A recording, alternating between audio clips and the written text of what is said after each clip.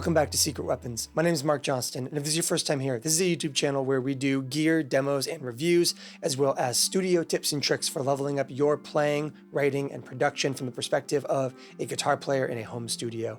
If that's the kind of thing that might appeal to you, I would love it if you'd hit that subscribe button and get notified for all future videos here on this channel. Today we are talking about the Direct Amp by Quilter. Quilter feels like one of those companies that's been around for a long time and has yet somehow kind of avoided my radar for the most part. I've been familiar with their gear in kind of the abstract, and I know a lot of people in the industry, professionals who I respect a lot, who have told me how much they like Quilter's stuff. I've just never really had the chance or the opportunity to play anything before this Direct Amp.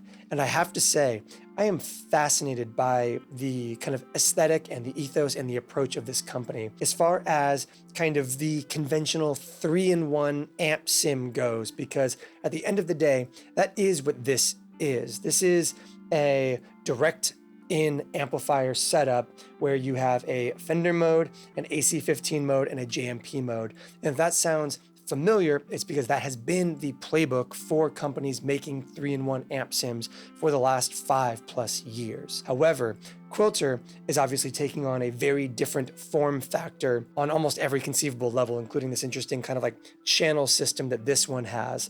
But beyond just the form factor difference, that has afforded them the ability to add a bunch of other components to this thing that lets you arguably fine-tune your sound even more than a lot of its competitors would allow for. The few most kind of standout examples of that would be the inclusion of a built-in boost, which does appear in some other ones, but less flexibly. This boost can be fat, bright, or flat, and has a boost and an output control, allowing you to run it as anywhere from a kind of preamp boost pedal, like a clean boost, all the way up through kind of a stand-in for an overdrive or even a distortion pedal built into this thing. After that, you have your kind of conventional amplifier setup, a 3-band EQ, a gain, and a master output. The amps, of course, are the JMP, the AC15, and a Fender style amp with 3 different speaker options and 3 different kind of cabinet settings, 2.5, I should say, in actuality. Your speaker options are going to be a CL80, a V30, and a Jensen. The cabinet types are going to allow you to take any of those three cabinet options and make them either a closed back or an open back to further fine-tune the sound you're going for, with that third position being cab sim disengaged entirely, allowing you to run this into any IR loader or other specific cabinet simulation software you might want to use instead. One of my favorite things about this device, one of the things that I think is the most interesting in here, is the limiter. You have a single knob limiter and a foot switch to bypass it. And this can be set anywhere from an incredibly squishy and aggressive compressor all the way through down to basically dialing in the exact amount of amp sag that you would want for any of the 3 amps in this thing. And it's a really interesting dynamic at play with that. The idea that you can kind of, this has been a criticism of mine of some other amp sims out there, is very frequently they will lack that sag, that power amp sag that you get from a proper tube amp. And when that's missing, it can make the whole thing feel wrong. And this limiter does a really good job of allowing you to kind of dial in just enough of that amp sag and dialing in just enough of that edge of breakup, where the Direct Amp from Quilter actually does a thing that I struggle with a lot of other amp sims, which is mid-gain edge of breakup. It's easy to make good direct clean tone, and it's easy to make good direct high gain tone. And this thing really kind of excels in that mid-gain, mid-range area in a way that I think is pretty refreshing relative to some of the other offerings out there. 2 other really notable standouts on here are the inclusion of a reverb that Quilter in their manual claims is a spring, but to me sounds much more like a big, beautiful stereo plate reverb. And I'm fine with that. I would rather have a great plate, and this thing does have that kind of timbre to my ear, and it's the only reverb we used on any of that intro track, and I think it sounds wonderful. And you also have a effects loop, mono out, stereo return effects loop that operates after the cabinets but before the reverb. So I put my Strymon Timeline in the effects loop, and it allows those delay repeats to still exist before the reverb in this thing. I personally would love to have it instead ahead of the cab sim as well. Watch any video I've ever done on direct in rigs if you want to know more about why I prefer that. But having it pre-reverb and post-cab is still perfectly valid, especially for those of you who want that very pristine studio style delay and reverb stuff in this workflow. And here's a point where I will say, of my two gripes with this device, this is where one of them arises. And that is that effects loop seems to have some bleed when disengaged. We'll get to it in the sound samples, but you'll be able to hear that if I have my timeline engaged and I have this effects loop disengaged, you can still kind of hear the delay repeats very distantly in the background. We're talking when disengaged, it's probably minus 25 to 30 dB in volume from the normal. So like in a songwriting context, in a mix context, and even in your normal playing, you are basically not going to be able to hear it. But if you're sitting down and playing out individual notes, like I was when I discovered this, you can kind of hear that effects loop is bleeding through in a little bit of an uncomfortable way, which is unfortunate. And on the subject of gripes I have with this device, my other gripe is the XLR outputs on the top here are on the face, which is an interesting choice. I have a feeling it was to kind of accommodate the space necessary on the back. And it is my understanding, a very Quilter choice, but your mileage may vary on how much you want to deal with XLRs that stick upwards on a thing that is designed to be on your pedal board. So I guess my recommendation would be get comfortable with it or buy 90-degree XLR jacks. But swinging back around to the things that I think are novel and positive about this device, one of the things that really does impress me about Quilter's decision to kind of stack more stuff into a device that exists in an already somewhat crowded pedal landscape is the inclusion of this thing as a really effective jam tool or rehearsal tool. And that is because you have a little 3.5 millimeter aux port up top for plugging in your phone or whatever media playback device you're using. And you also have, if you don't want to use a hardwired input, you have a wireless input switch that turns on a Bluetooth receiver, instantly discoverable, so that you can kind of grab your phone, turn it on, and basically wirelessly play back songs to jam along to directly into this device. So that is impressive and something that I did not see coming in this release and in this device, and is legitimately impressive to me. And so that's kind of the long and the short of the Direct Amp. You've got 3 core amplifiers, a wealth of features, and enough flexibility to kind of allow you to cover for anything that you want this thing to do that it doesn't already do. So let's go ahead and get to our sound samples and walk through the different sounds on the Direct Amp. As always, before we get into our sound samples, let's talk through our signal chain and the context we are working in. I am playing my Music Man St. Vincent Goldie into the 29 Pedals EUNA, the Cali 76 FET compressor by Origin Effects, and the Browne Amplification Carbon Overdrive.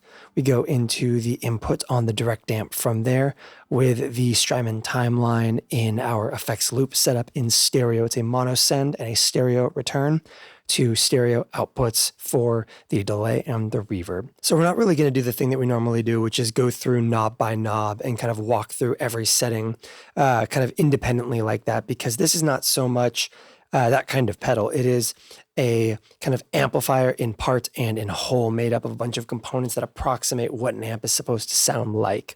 You have things like your cab style, open, closed, or no cab sim, a speaker type that pairs with those cabinets, as well as this limiter, which really isn't just having compression, but it is the ability to create sag and dynamics that you get out of a tube amp, a more conventional amplifier, approximated into a system like this. So we're not going to turn on the limiter 10 minutes from now and listen to it, then turn it back off. We're instead going to bring it in very early on. And the way that we're instead going to structure this is by walking through the 3 amp types, their kind of paired speaker options as well as unmatched speaker options. And then we'll get into some of the other stuff like the boost, the reverb, and the effects loop. So starting things off, we are in the Fender mode on the amp type. We have the Jensen speaker, which is the kind of mid-scooped American speaker style, the very matched setting for that. And then we have it set to close back right now, but we will very quickly jump it to the open back because I think it's a little bit more kind of accurate and honest sounding. Here is kind of a clean tone knob at noon for gain.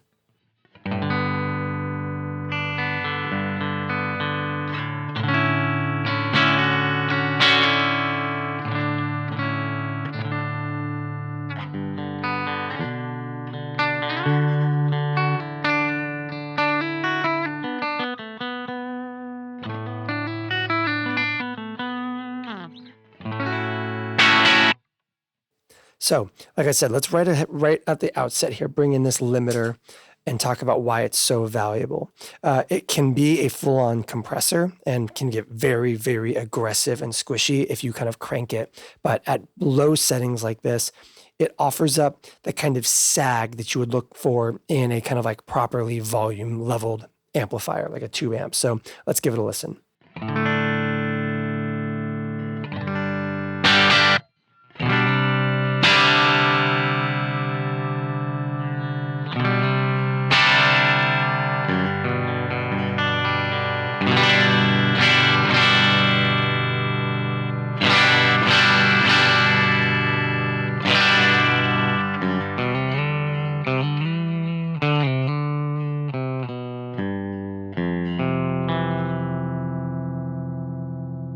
At really high settings, you will get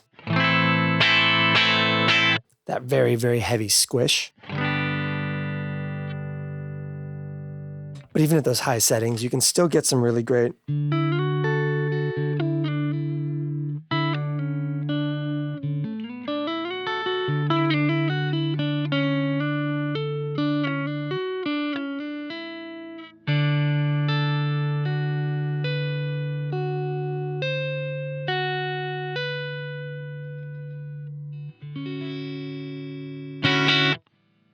So it can be a more conventional compressor, but south of noon, it just kind of keeps you in that really wonderful.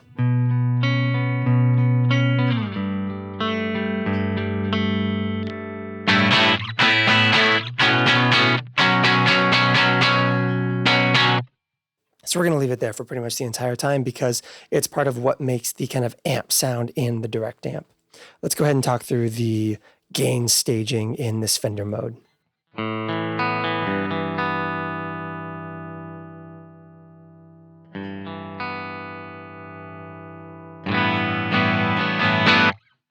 This is one of those amps that when you do your Fender, Vox, and Marshall style amplifiers, as so many of these 3-in-1s tend to do, the kind of Fender one gets treated as the kind of stand-in for clean amp or pedal platform kind of thing, as you can hear.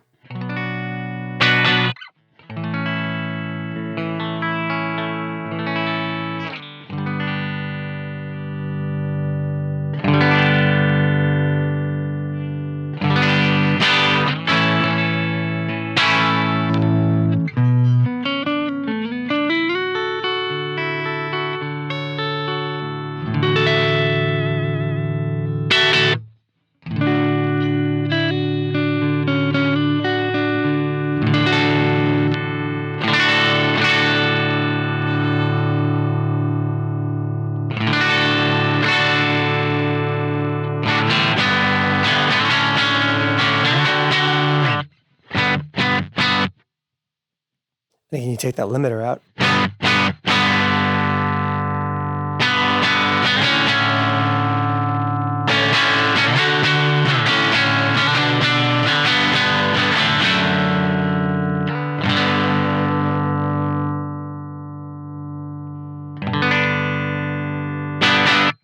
Let's jump to the open back in here, kind of like how you get a little bit more focus and a lot more low end when you kind of switch from these different kind of cab configurations.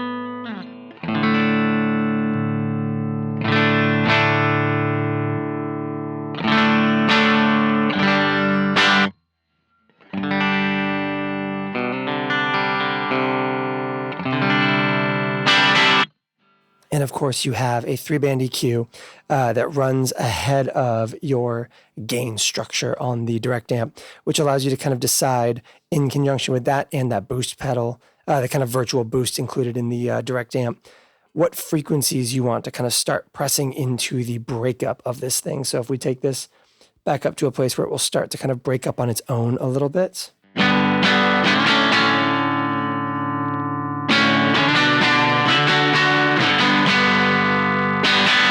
You can start to, as well, kind of cut your lows back and push those mids forward. So those mids are where you start to get your real kind of like amp grit.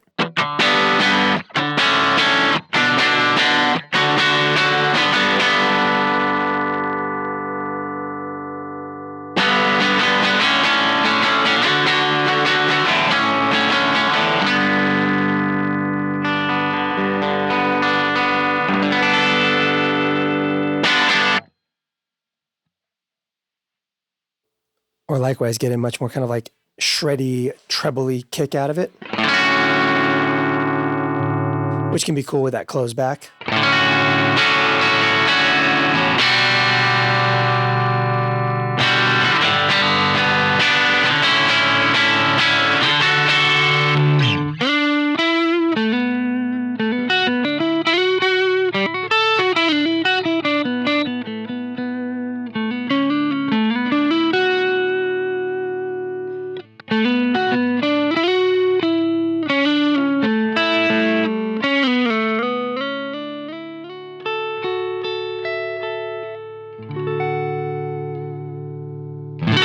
And of course, you have the option of kind of like unmatching some of these amps with each other, or the amps to the cabinets. So like we've been running that Jensen amplifier, but you also have access to things like a V30 and the CL80. The V30, of course, is going to be a good pairing for like the JMP. And the CL80 is going to be more of a kind of British voiced mid-forward kind of business. So let's give those a listen in this Fender mode still.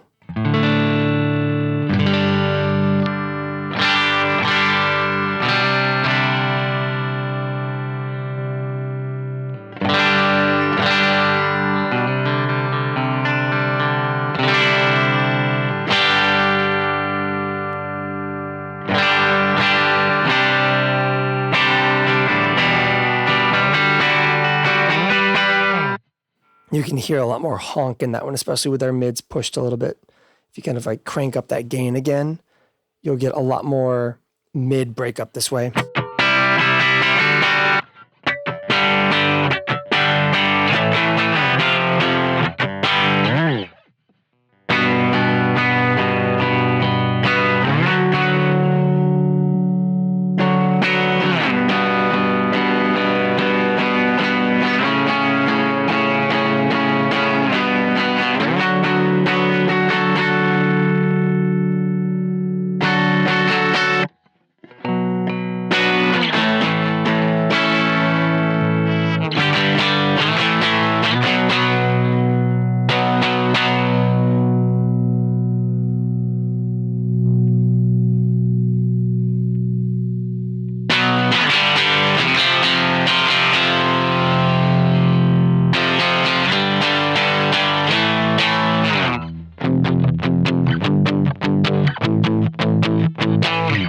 Okay, let's go ahead and jump over to this AC15 amp model here and kind of jump in at the same time to what I would consider to be like a good starting point for that.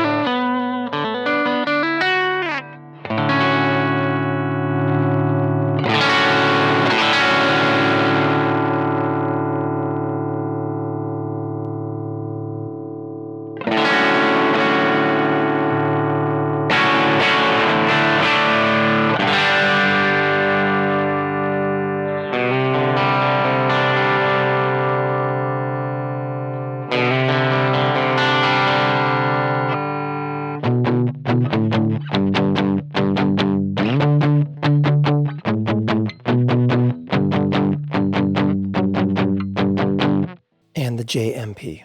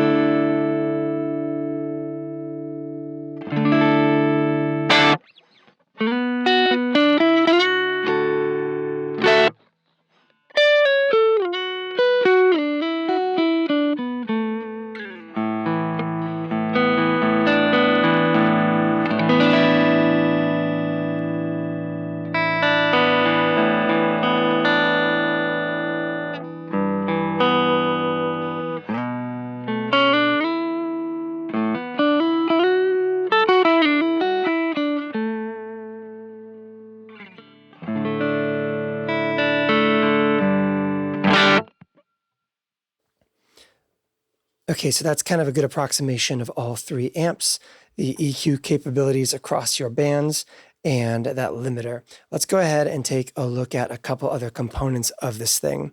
You have, of course, a reverb that can be run in mono or stereo, depending on how your outputs are configured. So let's give that a listen now. Let's go back to our Fender closed back sound with some mids, a little bit of a low cut right there, and a nice, robust, clean sound.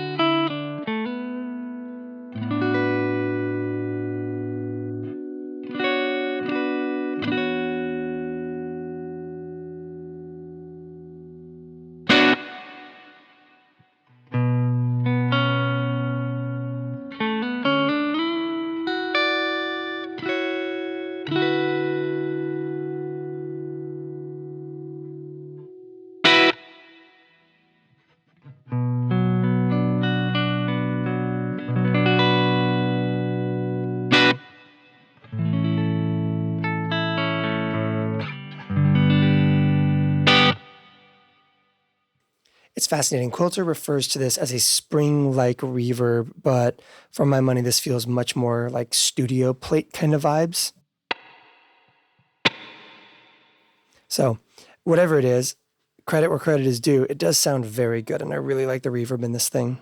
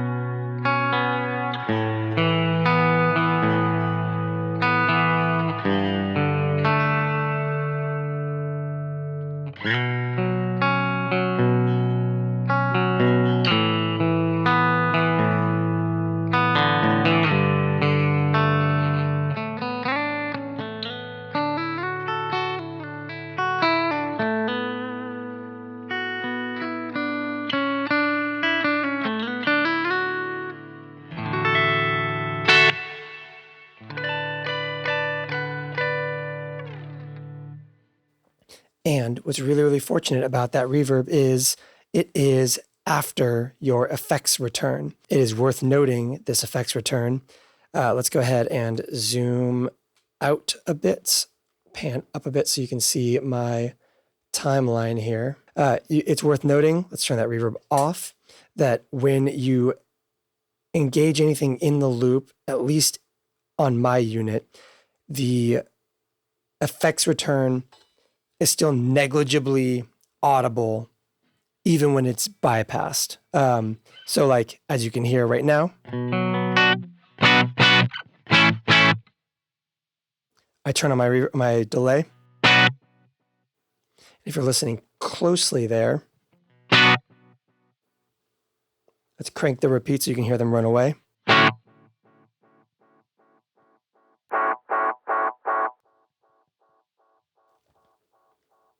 So I have found in my testing a little bit of some bleed when that effects loop is disengaged. And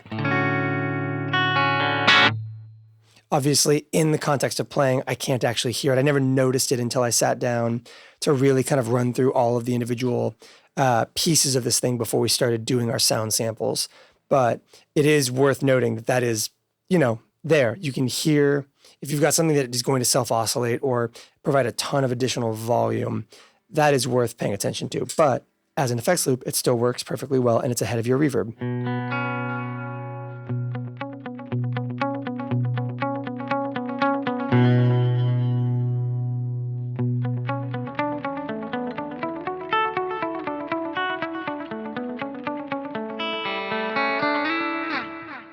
Worth noting, mono in, stereo out on your loop. So you have to run into kind of like the mono input on your whatever stereo loop-based effects you want to use.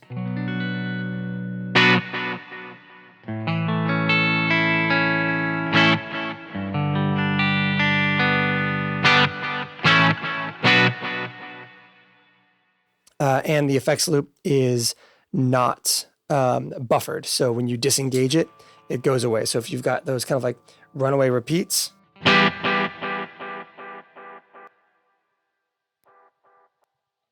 it knocks them out of the loop once you disengage the effects loop itself. Okay, I think the only thing left to take a look at is going to be that boost control in here. Let's jump over to our, I like the V30 open on that Fender, I think.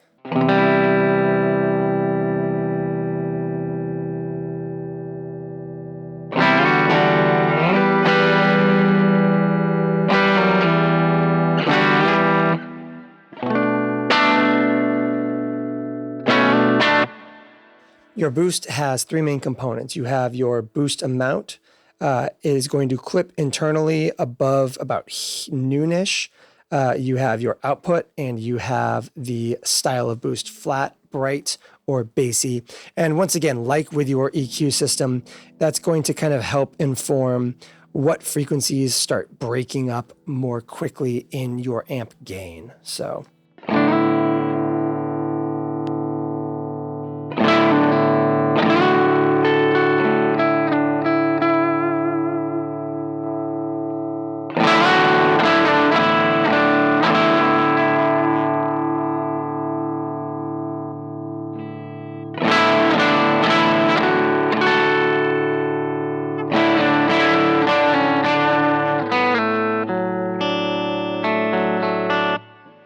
So it can be really used effectively in contexts like that Fender sound if you want a little bit more chime out of that. So you've got your closed back. You don't really want to push that treble because you're not loving how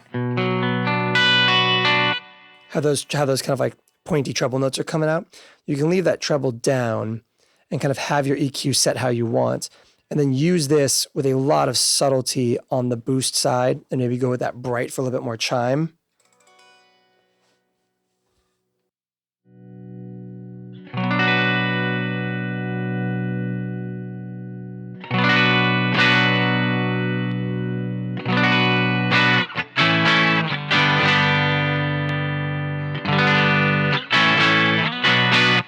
Because that's not the same kind of treble that you're getting from the treble control. So you can get chime separately from quote unquote treble, which is quite nice.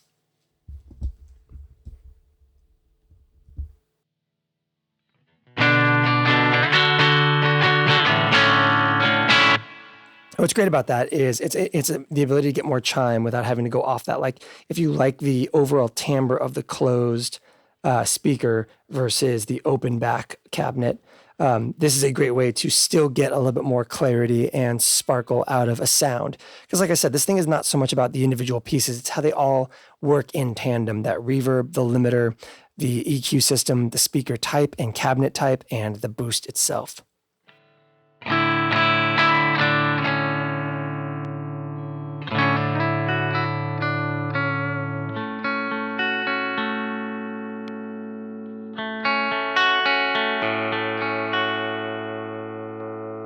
Or more low end.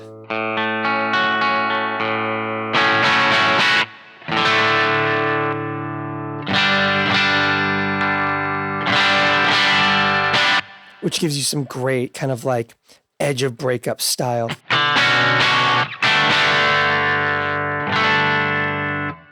Or you can really push it. Let's go back to that flat boost and push it on more of a kind of like the boost as a distortion pedal kind of thing. Let's take the output down and the boost up.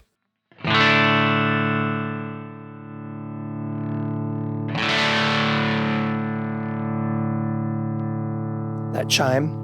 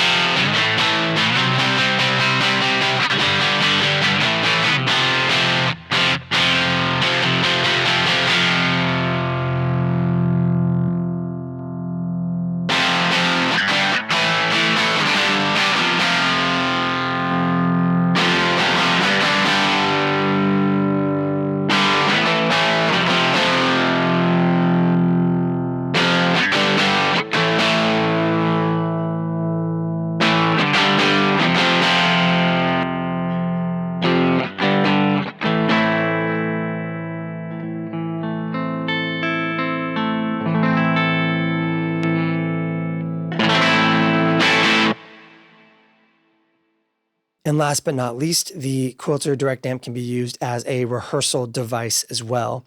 You can either plug a media playback device into your aux in, or if you have your phone or anything else that has a Bluetooth connection, you can just flip on this wireless input switch right here, and Bluetooth enabled, this thing will grab onto any Bluetooth device with media playback. So I have my phone right here with a song I love that I would love to play along with and jam along with and all that stuff.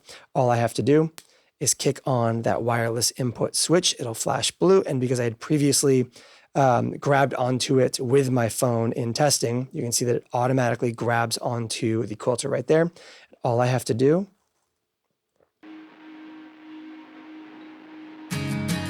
There's an oil field on fire. We're gonna go ahead and cut that song off right there so that Spanish Love Songs does not claim this video. If you guys see this, I love you. That record is incredible. Please let me keep my monetization. For the rest of you, thank you so much for watching and getting to the end of this video. Once again, if you haven't subscribed, I would love it if you would hit that button. I have a Patreon if you want to hang out with me and a bunch of really cool people from this community over on Discord. That's how you can get there. And until next time, thanks for watching.